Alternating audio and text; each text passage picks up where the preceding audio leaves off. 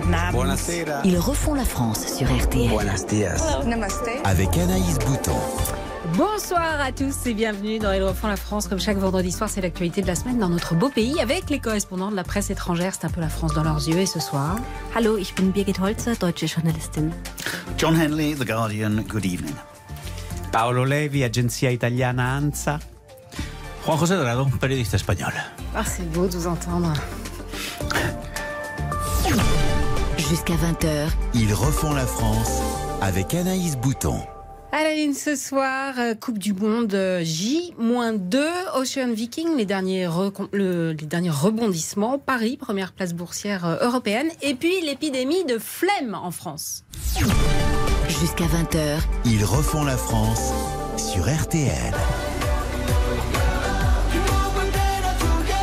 Dans deux dodos, début de la Coupe du Monde au Qatar qui s'annonce déjà comme l'une des plus contestées de l'histoire après celle organisée dans l'Argentine des dictateurs en 1978. C'est un festival de polémiques autour des droits humains, de la question environnementale. Écoutez Emmanuel Macron, interrogé hier sur le sujet à Bangkok en marge de son déplacement en Asie. Je pense qu'il ne faut pas politiser le sport. D'abord, ces questions-là, il faut se les poser quand on attribue les événements. Que la question soit climatique ou qu'elle soit des droits de l'homme, il ne faut pas se les poser à chaque fois que l'événement est là. Paolo Levi, il fallait y penser avant. Ben, vous êtes d'accord avec le président Macron ? C'est sûr et certain. Après, on peut même regarder le verre mi-plein et peut-être que cette Coupe du Monde au Qatar permet aussi de jeter un coup de projecteur sur une monarchie qui ne respecte pas forcément les droits humains. Moi, j'étais au Qatar il y a une dizaine d'années et j'avais été très très touché parce que j'ai eu une dame qui très discrètement, lors de mon séjour dans un très bel hôtel de Doha, m'a glissé un petit mot dans la poche et c'était un cri d'alarme sur sa situation. Elle s'était vue réquisitionner son passeport, elle ne pouvait pas rentrer dans son pays et ce qu'elle disait, c'est qu'elle était réduite dans une forme d'esclavage. Demi-esclavage. Donc, si cette Coupe du Monde peut avoir l'effet de jeter un coup de projecteur sur cette situation, écoute, vive la Coupe du Monde du Qatar. Ah ouais, Juan José, en obtenant l'organisation de la Coupe du Monde de foot, le petit Émirat, c'est quand même attiré tous les regards et il a probablement obligé à concéder de timides avancées sur la question, par exemple, des travailleurs migrants. Les critiques occidentales restent fortes. Sur quoi ça peut déboucher ? Sincèrement, sur rien du tout. Alors c'est timide tant que les regards sont fixés sur le Qatar. Mais dites-moi, ça avançait quoi pour les populations en Chine, pour les Jeux Olympiques, en Russie, avec le Mondial 2018, en Afrique du Sud en 2010 ? Ça avançait quoi ? Rien du tout. Et ça va rien avancer du côté du Qatar.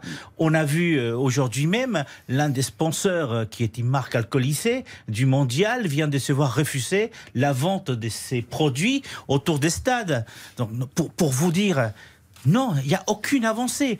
Et quand j'écoute Emmanuel Macron, j'ai dit Maton, mais Macron, Quel lapsus, je me dis, il a pas froid aux yeux. Hein.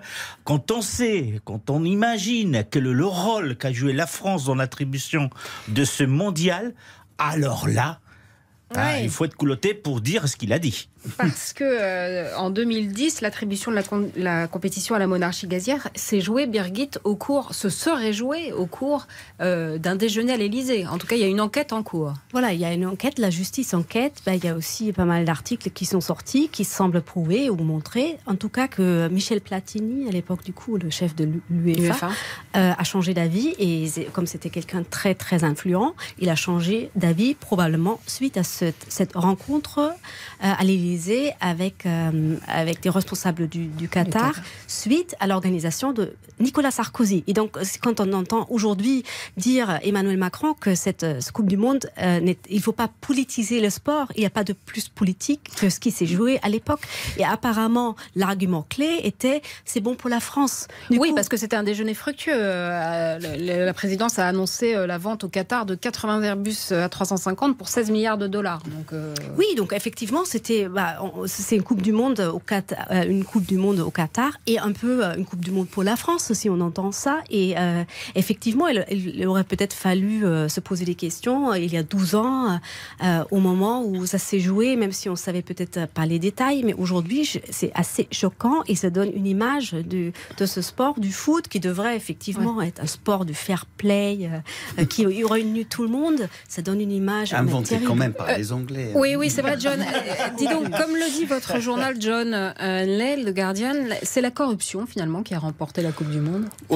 Écoutez, oui, je pense qu'il faut le dire, il y a rien pour l'instant qui prouve à 100%. Il n'y a pas de lien de corruption entre les Qataris et l'organisation de cette Coupe du Monde, mais on peut quand même, je pense, regarder à la comité exécutive de la FIFA.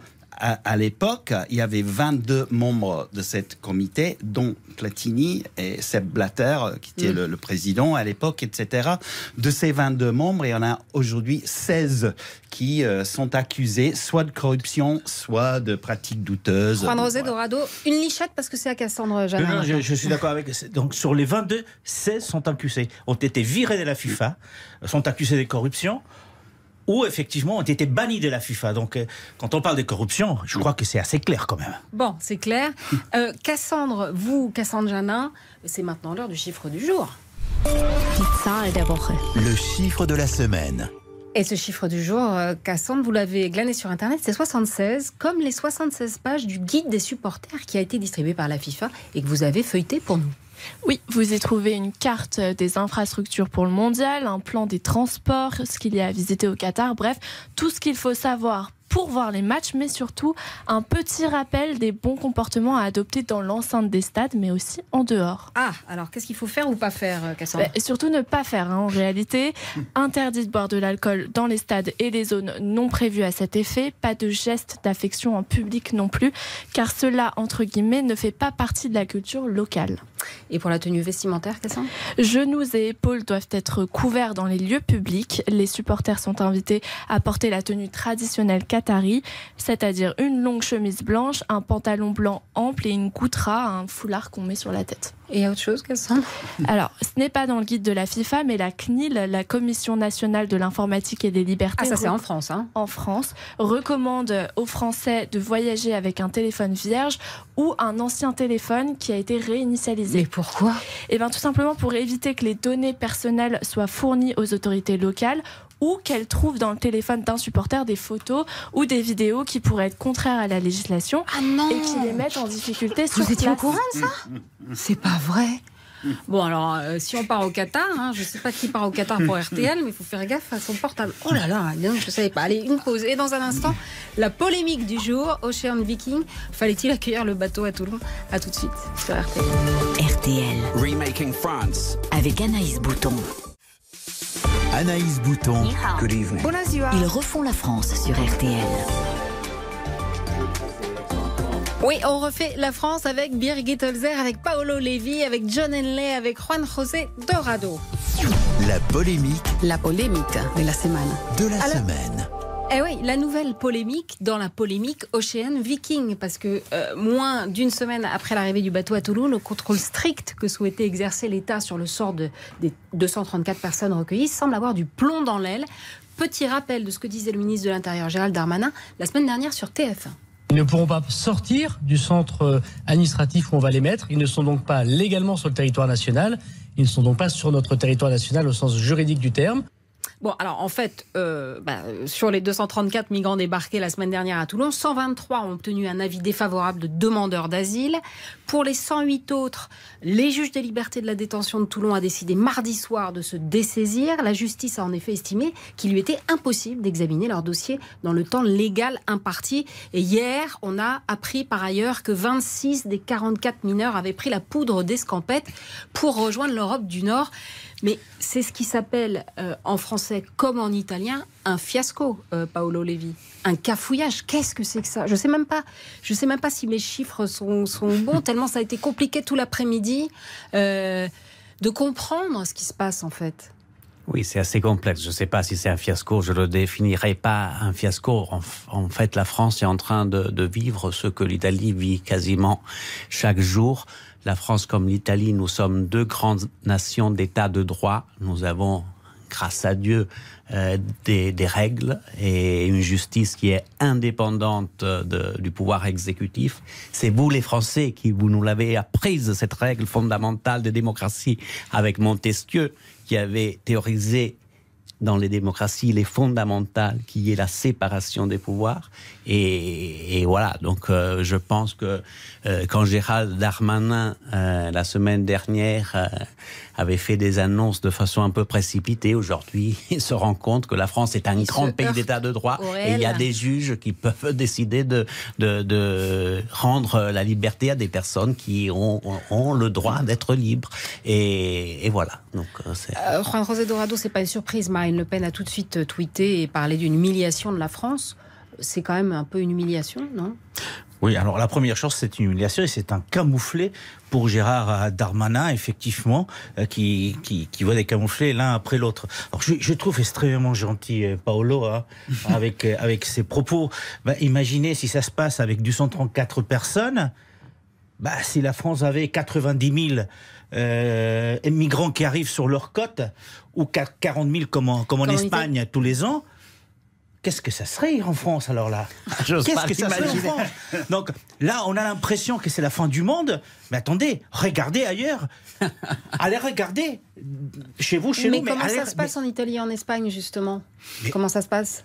Déjà, est-ce qu'on se rappelle qu'en 2008, il y a eu l'Aquarius ? Oui, on a parlé la semaine dernière. C'était 650 à peu près. Hein. Donc, comme en France, sauf que les gens ne s'échappent pas. La première des choses, c'est qu'on ne les traite pas comme des criminels. Donc, on les amène... Non, mais on avait mobilisé à l'époque près des 3000 personnes entre Croix-Rouge, Protection civile, etc. Donc, d'abord, on ne les traite pas comme des criminels. Quand ils arrivent, et vous leur dites, mais on va vous mettre dans une presqu'île, dans un truc militaire, où vous ne pourrez plus sortir. Mais qu'est-ce que vous voulez ? Mais qu'est-ce que vous voulez qu'ils fassent ? Et en plus, c'est la France. Et vous avez 26 mineurs qui se taillent, qui partent. Mais attendez, on est où, là ? Je ne sais pas où on est, vous savez, vous, John Henley ? J'ai un peu perdu oui, mais au moins, vous n'avez pas un ministre ou une ministre de l'Intérieur qui promet ou qui raconte que c'est son rêve d'envoyer des demandeurs d'asile en Rwanda. Ah oui, vous avez, oui, c'est vrai, vous avez cette petite spécialité locale en Angleterre où vous voulez envoyer vos migrants au Rwanda. D'abord Boris Johnson, puis la ministre des Affaires étrangères de Liz Truss qui avait confirmé cette information. Oui, et Priti Patel qui était ministre de l'Intérieur et Suella Braverman qui l'a succédé, donc dans le nouveau gouvernement de elle-même fille de migrants d'ailleurs, si je me... Pardon ? Elle-même fille de migrants, je crois. Les deux, Priti Patel et toutes les deux filles d'immigrants. Mais le problème pour la Grande-Bretagne au moins, et c'est plus ou moins pareil en France. Mais le vrai problème avec la Grande-Bretagne, c'est qu'on a eu cette année 40 000 migrants qui ont essayé ou qui ont traversé la Manche, en fait, dans les petits bateaux, vraiment à risque de leur vie. Comme la Méditerranée. C'est qu'il n'y a pas de route légale, il n'y a pas de voie légale pour ces migrants.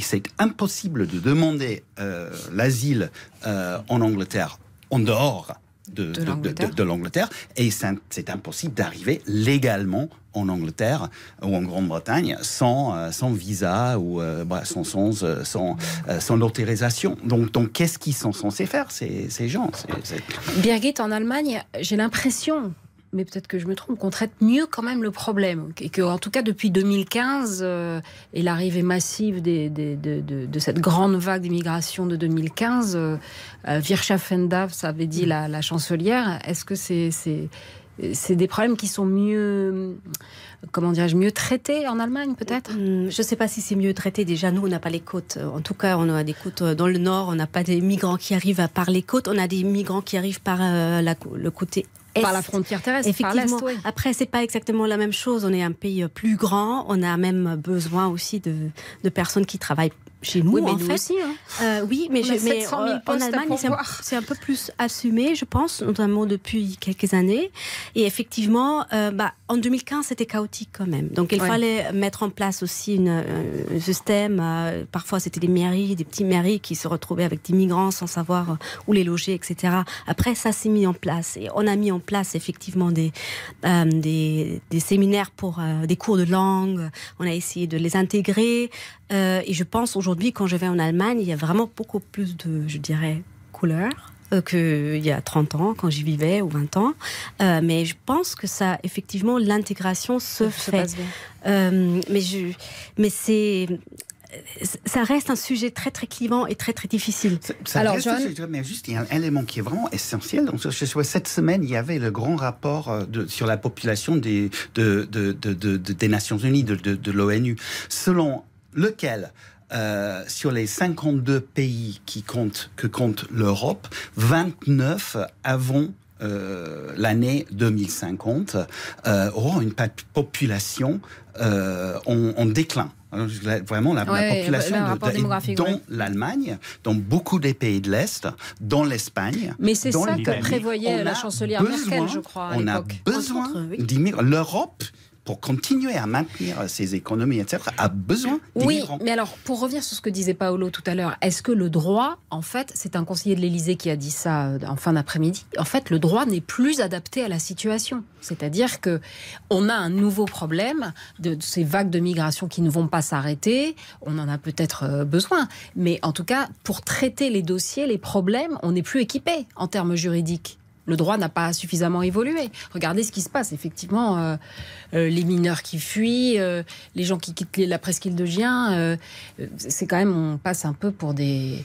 Je sais pas, non ? Écoutez, une chose est sûre. Aujourd'hui, il y a une nécessité criante en France comme dans le reste de l'Europe, c'est de planifier les futures arrivées parce que c'est sûr et certain qu'il y en aura pour 1000 facteurs, à commencer aussi par le réchauffement climatique. On va voir jusqu'à 2050 des vagues de population qui vont se déplacer d'Afrique vers nos pays qui vont être très importantes. Donc, si on n'est pas complètement débiles, nous les Européens, on doit faire équipe, ensemble, on doit être solidaires et planifier notre avenir. Il y a Juan Rosé qui lève les yeux au ciel. Non, mais parce que les lois sont faites pour contenter ou pour se maintenir au pouvoir. Elles ne sont pas faites pour regarder vers l'avenir. Alors, quand vous sortez de la Première Guerre mondiale, de la Deuxième Guerre mondiale, vous regardez vers l'avenir. Vous avez des politiques qui ont un regard sur l'avenir, pas sur ce qui va se passer dans 3, dans 4 ou dans 5 ans parce qu'il y a des élections. Aujourd'hui, on fait des lois pour gagner les élections dans 5 ans. C'est tout. Et depuis les années 90, l'OCDE nous dit... Vous avez besoin des main-d'œuvre. Vous avez besoin. Les années 90, ça fait 30 ans qu'on est en train de nous le dire. Eh oui, c'est toute la différence entre les hommes politiques qui pensent aux prochaines échéances électorales et les hommes d'État qui pensent aux futures générations. Allez, une pause. Et il y en a très peu d'hommes d'État. Dans un instant. C'est l'or. Il est là. Vous avez vu ce film La Folie des Grandeurs avec Louis de Funès et Yves Montand. Et ben c'est la bourse de Paris qui s'est réveillée. Vous allez voir ça tout de suite sur RTL. RTL. Sie erfinden Frankreich neu. Ils refont la France. Avec Anaïs Bouton. Jusqu'à 20h. Ils refont la France sur RTL. Anaïs Bouton. Et Birgit Holzer, Paolo Levi, John Henley, Juan José Torrado. Oui, qu'est-ce que c'est que ça ? Énorme nouvelle cette semaine, John. La bourse de Paris a dépassé en taille celle de Londres en termes de capitalisation totale des entreprises. Paris est donc devenu la première place boursière européenne. Comment est-ce possible, John Henley, je vous le demande? Écoutez, devinez. Il y a plusieurs facteurs. Il y a eu la valorisation, donc la chute de la livre sterling a joué un grand rôle. Et il y a le succès des grandes entreprises françaises, ça a joué un rôle aussi, de luxe surtout. Ouais. Mais surtout, évidemment, il y a mon sujet favori, le Brexit. Ah oui, parce que depuis 2016, avant le vote, la City dominait Paris avec plus de 50 milliards d'avance en valorisation cumulée. En 2014, c'était le double. Londres, c'était le double de Paris. En 2014. Réduit à néant en 6 ans, c'est le prix de notre divorce. C'est le prix. Et c'est notre divorce. Il y a une grande ironie. Il y a une grande ironie dans tout ça parce que le but du Brexit, si on croit les Brexiteurs, c'était justement de se libérer des contraintes de l'Union européenne, de s'affranchir des règles et tout ça. Et c'était d'installer un petit Singapour aux portes de l'Europe. Exactement, Singapour sur la Tamise, etc. Où ils pouvaient s'affranchir des règles fiscales et d'accueillir d'attirer plus d'entreprises. Et en fait, l'inverse, c'est le cas. Beaucoup d'entreprises ont préféré la stabilité, la sécurité, le poids de l'Union européenne. Et c'est vraiment tout un symbole. C'est vraiment tout un symbole. Et c'est vraiment un symptôme du Brexit. Si on regarde ce qui s'est passé en Grande-Bretagne depuis 2016 et surtout depuis la fin de 2020, évidemment, qui était la fin effective de tout ce processus, il faut croire on est dans une sorte de double crise économique et politique. On a eu, pour exemple, depuis le vote en 2016, donc on est maintenant à notre 5e Premier ministre en Grande-Bretagne. Avant le Brexit, il faut remonter jusqu'en 1979 pour compter 5 Premiers ministres. Donc, je ne sais pas, 40 ans contre 6 ans. C'est quand même, il a dû quand même se passer quelque chose d'assez perturbateur en 2016. Je pense qu'on peut le dire. Et la crise économique, je pense, écoutez, ça fait très longtemps qu'on a eu des graves... C'est pas 100% dû au Brexit, la crise économique. On a eu des problèmes de productivité depuis très longtemps, d'investissement, d'éducation. Il faut que je demande un truc. Oui, dites. Alors, attendez. Mais le Brexit, l'effet du Brexit, en fait, ça a enlevé tout le marge de manœuvre du gouvernement britannique pour faire face à la crise économique dont est confronté tous les pays industrialisés du monde. Oui, alors dis donc, Birgit Holzer, l'Allemagne, c'est une économie qui est 50% plus grosse que l'économie française ou que l'économie anglaise, sont les chiffres de l'économiste Thomas Piketty. Pourquoi c'est pas Francfort la première place européenne ? Oui, effectivement, je pense que la bourse de Francfort rêvait de prendre cette première place justement au moment du Brexit pour en profiter. Je pense que ça s'explique effectivement par la force du CAC 40 avec des marques de luxe qui s'envolent, et on sait que le luxe résiste très bien à la crise, au moment des crises. Et puis je crois qu'aussi les Allemands, ils ont un système qui est différent, c'est-à-dire que c'est les banques qui financent l'économie et c'est pas forcément la bourse. C'est un peu moins la bourse. Et puis, effectivement, en bourse, il y a surtout des valeurs industrielles qui font face à la crise énergétique et qui, on sait qu'on s'avance vers une récession, probablement en Allemagne. Et du coup, c'est pas du tout le moment de s'envoler comme LVMH ou sérieux, L'Oréal. Ça vous inspire quoi sur l'Europe, Déjà, j'aime bien les numéros. Le 440, nous, on a un IBEX 35, donc on a déjà moins d'entreprises. Alors, c'est vrai que je me posais la question par rapport à Francfort. Je croyais que Francfort, effectivement, allait être capable de reprendre cette place qui allait être laissée vacante par les Anglais. Et c'est vrai que quand on a découvert les chiffres, moi-même, j'étais un peu surpris, parce que là, on parle des crises énergétiques, on parle des crises de façon générale. Mais non, la bourse, effectivement, la bourse française, se porte bien dans les grands gagnants du Brexit. C'est la France. Je crois. Et puis, il y a eu des entreprises qui ont été délocalisées aussi. Ryanair est parti en Irlande. Et les grosses entreprises australiennes aussi, qui est partie à Sydney, etc. Mais non, mais c'est juste, pour la Grande-Bretagne, franchement, c'est vraiment une grosse claque. La City... On pensait tous que ça allait survivre. Tout le monde disait à Londres avant le Brexit, non, mais les banquiers vont rester, le monde de la finance, ça va rester, ça va jamais s'installer à Francfort. Ce qui c'est avéré être vrai. C'est gentil pour bien visiblement, ils sont contents de s'installer à Paris. Oui, à Paris. Qu'est-ce que ça vous inspire, vous, Paolo ? Surtout un jeu de mots. Une fois, on disait... ou la bourse ou la vie. Aujourd'hui, on dit ou la bourse ou Paris. Mais non, plus sérieusement, franchement, déjà depuis quelques années, la France a aussi œuvré pour son attractivité au niveau international. Et ça fait au moins 4-5 ans que chaque année, moi je lance l'article sur le fait que la France est le pays le plus attractif pour les entreprises étrangères en Europe. Il y a le tapis rouge qui a été déroulé par le gouvernement français pendant le dernier quinquennat, celui de 2017 à 2022, mais c'était toujours Emmanuel Macron aux manettes. Et Emmanuel Macron a été très, très attentif et très, très malin de ce point de vue-là, parce qu'il a été très bon pour l'attraction des investissements étrangers. Il y a même ce sommet chaque année à Versailles, Choose France, qui n'existe nulle part ailleurs en Europe. C'est une invention unique et qui, à mon avis, a eu une vraie persuasion sur plein de... En plus, la France, c'est un grand pays, ça fait rêver, on y vit bien, il y a une bonne gastronomie, un style de vie extraordinaire. Donc, si on a à choisir, pourquoi pas... Les meilleurs restaurants sont espagnols souvent, hein. Oui, non, c'est vrai aussi, mais bon... Ou italien.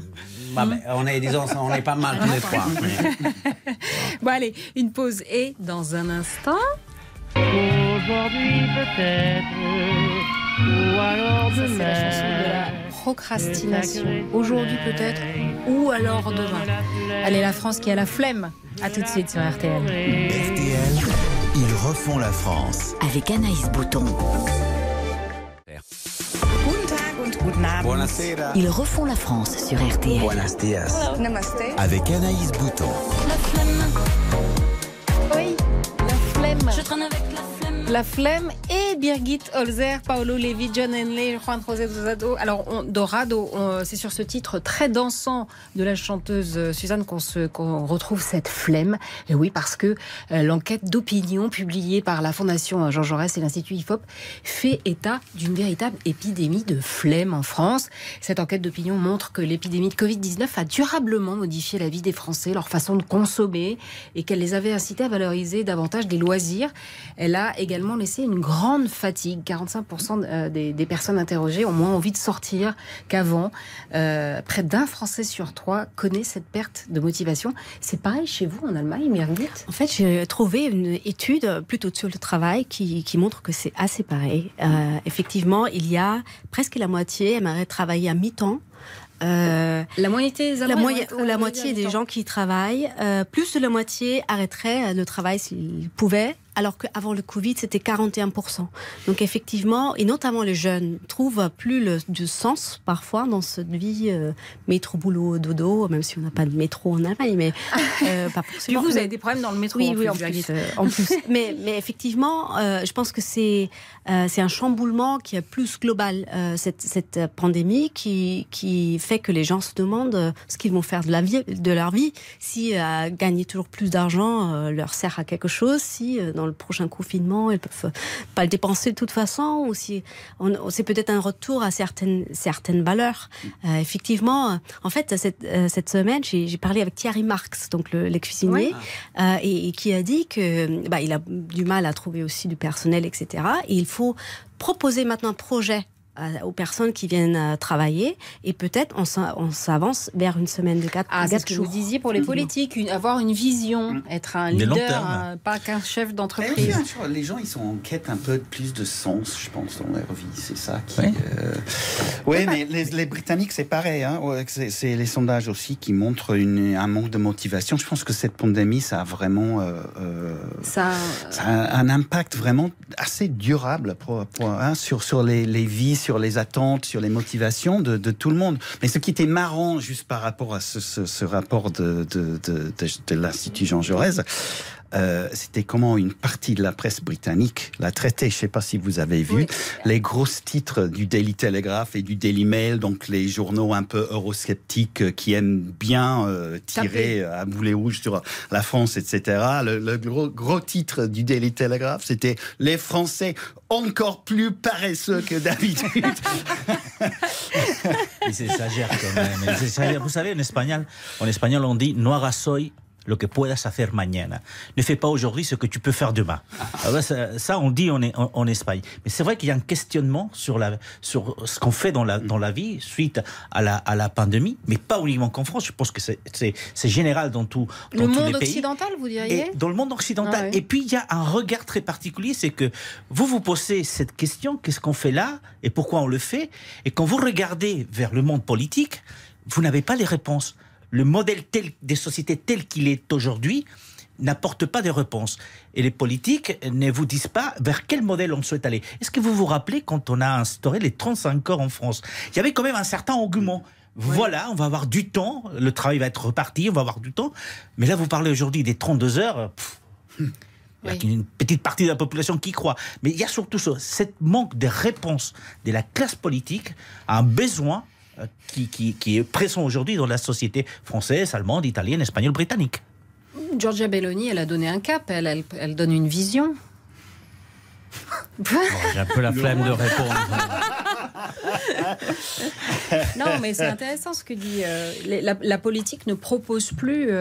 C'était une provocation. Je voulais vous sortir. Pas la politique non plus. Oui, la politique doit absolument proposer un modèle de société et tracer surtout, esquisser un avenir commun. C'est ça le sens, je pense, de la politique. Et aujourd'hui, plus que jamais, je pense que dans nos sociétés, il y a de plus en plus une perte de sens.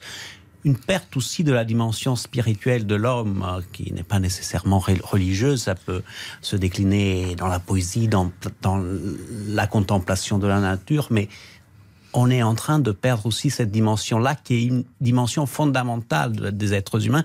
Et je pense que ça aussi, ça engendre un peu de lassitude d'océan. Écoutez ce que disait Sandrine Rousseau à ce sujet de la perte de sens. Écoutez ce que disait Sandrine Rousseau. Il nous faut retrouver du temps, le sens du partage et la semaine de 4 jours. Que là, on n'est pas du tout là-dedans. On est dans la valeur travail. Mais la valeur travail, pardon, mais c'est quand même une valeur de droite. Ah, c'est une valeur de droite, la valeur travail. Ça vous fait rire? N'importe quoi. Non, mais en écoutant Paolo, je pense que tu devrais faire de la politique en France. Mais oui. Parce que tu dis des choses très joliment dites. Tu aurais du succès en France. Hein. On a peut-être besoin des politiques qui ont cette air romantique, qui emballent les gens. Oui, c'est vrai. Non, je trouve que ce que vient de dire Rousseau est complètement hors sol. C'est pas une valeur de droite, le travail. Non, ça a toujours été une valeur plutôt de gauche. C'est plutôt une valeur de gauche. Et Dieu sait combien de gens voudraient avoir un travail et ne l'ont pas. Et après, aujourd'hui, c'est le centenaire de la mort d'un très très grand écrivain français, Marcel Proust, qui a eu la flemme pendant toute sa vie d'écrit. Et à un certain moment, il nous a démontré à tous qu'il n'est jamais trop tard de faire des choses extraordinaires dans la vie. Il a écrit La Recherche du temps perdu dans les derniers 10-15 ans de sa vie. Et donc, merci à Marcel Proust. Comme toujours, quelle merveilleuse conclusion. Merci beaucoup, Paolo. Merci à tous les quatre. Ils refont la France revient bien sûr vendredi prochain, même heure, 19h15. Vous pouvez retrouver l'émission sur rtl.fr et sur l'appli. Vous passez un très très bon week-end sur RTL. Dans un instant, RTL Foot avec Alexis Silvestro et toute l'équipe. Mais juste avant, l'essentiel de l'actualité avec Aude Vernuccio. RTL.